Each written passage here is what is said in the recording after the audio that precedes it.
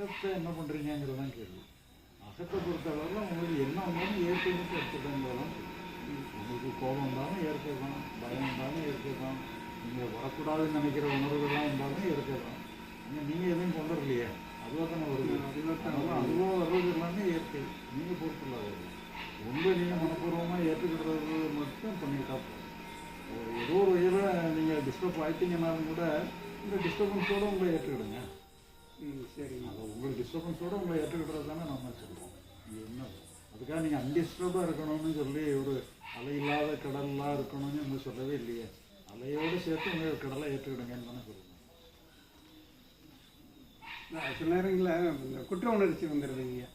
நம்ம 6-7 வருஷமா ஐயாவோட தொடர்பில் இருக்கிறோமே, நம்ம இப்போ நடந்திருக்க கூடாது அப்படிங்கிற மாதிரி ஒரு கில்ட்டி கான்சியஸ்னஸ் வந்துனாலுமே செயலுக்காக நீங்கள் கில்ட்டியாக ஃபீல் பண்ணுறது தப்பு இல்லை. செய்கிற செயலை நீங்கள் கில்ட்டியாக